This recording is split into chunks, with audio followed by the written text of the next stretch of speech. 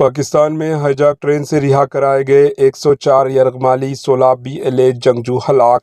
Baloch liberation army BLA نے پاکستان پر سب سے بڑا ہائی جیک حملہ کیا۔ ٹرین میں سوار پاکستانی فوج کے 140 جوانوں کو یرغمال بنا لیا ہے۔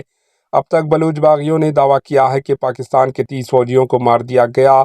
اسی درمیان پاکستانی فوج نے بڑی کارروائی کی ہے اور 104 یرغمالیوں کو چھڑا لیا ہے اور ریسکیو آپریشن جاری ہے۔ BLA اور فوج کے درمیان گولی باری بھی جاری ہے۔ سیکورٹی اہلکاروں نے BLA کی طرف سے یرغمال بنائے گئے 104 لوگوں کو بچا لیا ہے۔ بچائے گئے لوگوں میں 58 مرد، 31 خواتین اور 15 بچے شامل ہیں۔ ساتھ ہی سیکورٹی اہلکار باقی مسافروں کو بحفاظت بچانے کے لیے سیکورٹی اہلکار مسلسل امدادی ریسکیو کارروائیوں میں مصروف ہے۔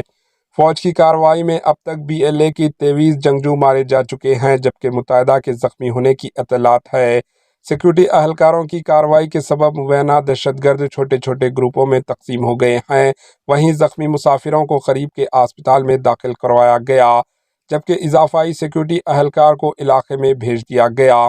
دراصل گزشتہ روز پاکستان کے کوئٹہ سے ظفر ایکسپریس پشاور کے لیے روانہ ہوئی اور بولن پہنچتے ہی BLA کے جنگجوؤں نے ٹرین پر حملہ کیا۔ بولن کے پاس ٹرین کو جنگجوؤں نے ہائی جیک کر لیا۔ ٹرین میں 450 سے زائد مسافر سوار تھے۔ اس میں پاکستان فوج کے 140 جوانوں کو یرغمال بنا لیا گیا۔ پاکستان نے ایئر اسٹرائیک کرنے کی تیاری کی لیکن بلوچ جنگجوؤں نے دھمکی دی تھی کہ اگر ہوائی حملہ ہوا تو سبھی 140 فوجیوں کو مار دیا جائے گا۔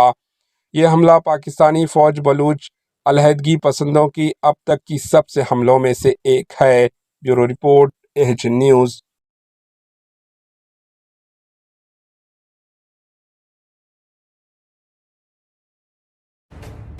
AHN نیوز کے YouTube چینل کو سبسکرائب کریں اور بیل آئیکن کو دبانا نہ بھولیں تاکہ آپ کو ہر نئی آنے والی ویڈیو کا نوٹیفیکیشن بر وقت مل سکے۔